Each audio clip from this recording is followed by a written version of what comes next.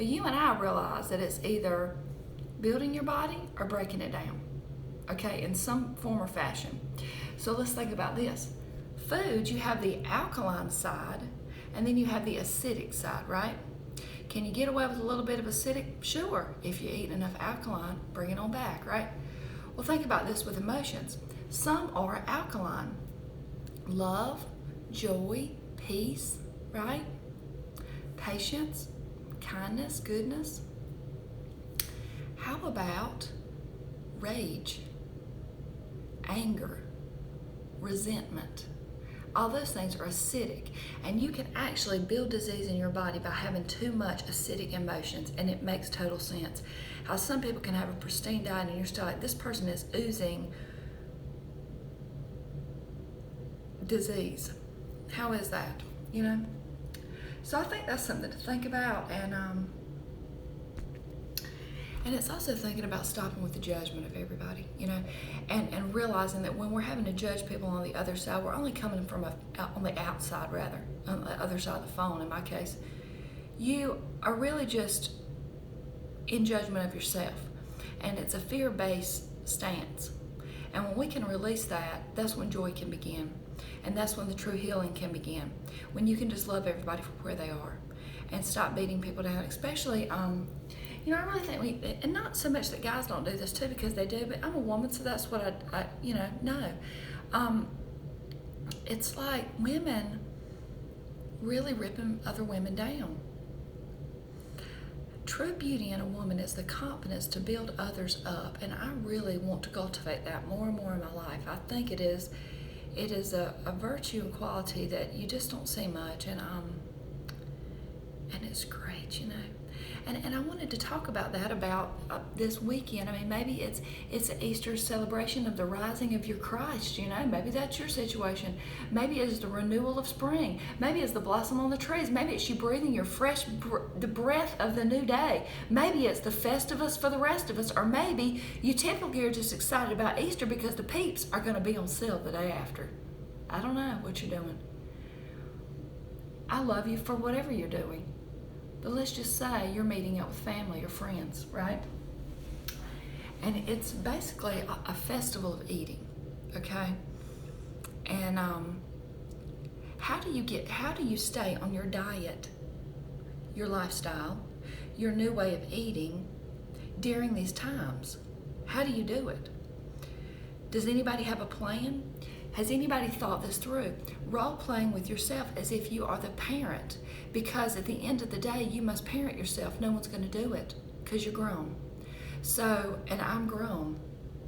So thinking about this, kind of role playing with yourself, because when we are unable to predict our behavior in any situation, we can't predict the outcome. You've got no plan. You've got no plan, you've got no protection. When you can't predict your behavior in X situation, you know what's coming up. You have a pretty good idea of what it's going to look like. There's going to be a lot of things that aren't your food, you know? The food that's outside of what you've mapped out for yourself. You mapped out that for yourself. You chose that because you want to get to the better version of yourself, right? To the next health, the healing, and all this. So there's going to be a lot of that. Toys, things that aren't your food. Recreational activity for the mass destruction. Slow, the direct demise of your health. Just like you go into Costco's and you look and people are just eating and they're just this and that. They don't look what's in it. Is it, I don't know, it could be flavored dog food for all I know. But you were just snacking and popping it in your mouth as if it's an activity. What about this? Food is for fuel. Food is to give you fuel to live your life and give your love. Extend your hand, extend your heart. But yet this world is living to eat. Zoned down, zombified and doped down by the chemical processed foods they're living on, and we're raising our kids on them. We don't understand why every kid has got ADD, depression, all these different things. They can't think. They're raised on chemicals. What do we expect? You know? We can't even take our faces out of our phone long enough to look in our little baby's eyes.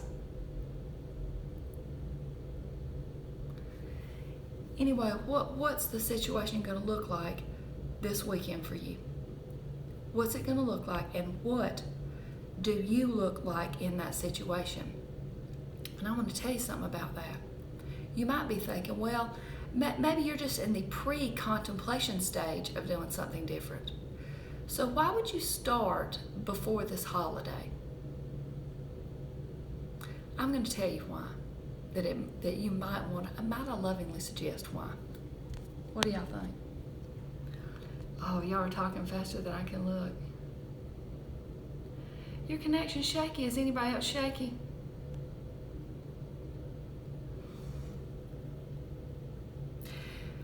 By the way, I don't think I have bad eyesight. When these comments are really light, and unless I have something super dark behind them, what I need is a dark something like a tablet to put here, and then they would show up. So but which is a good point, because my eyesight used to be going down, and my mom and dad have both worn glasses and had pretty bad eyesight for years since they were in their early 30s.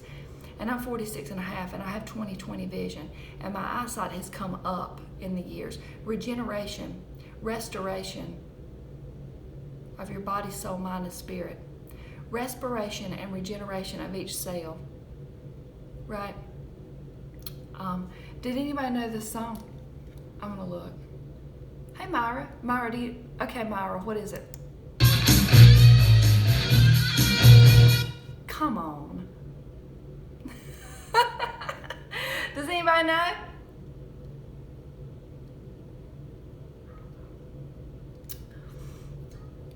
Do we have a shaky connect? Oh, you're way up there. So, hey, Sea Goddess, how are you?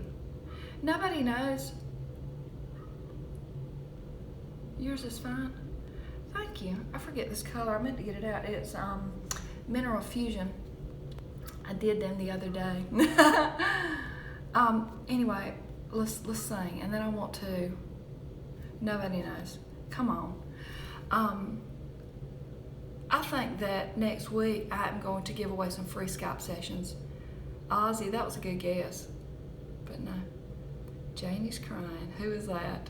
Carb Fit. BAM! My daughter lovingly makes these earrings. Somebody said they like them. She is Mountain Mommy on here, and you can go up to her Etsy account and look if you want to.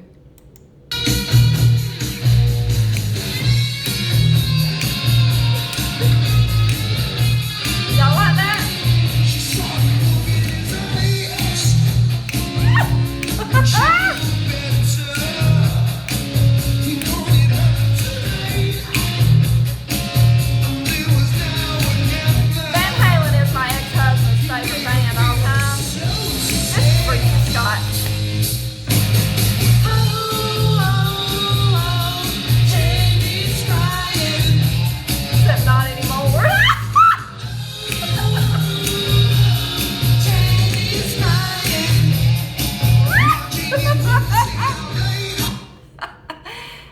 In here.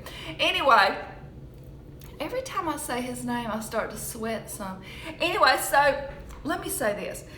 Let's just say you are thinking about doing something different at the celebration. Are people going to crack on you? I don't know who your posse is, okay? Maybe people like to crack on me just for fun. You know why? Because when they are blurting out, they can't receive. And my light is bright. And when you're living in the dark, it's obnoxious, okay?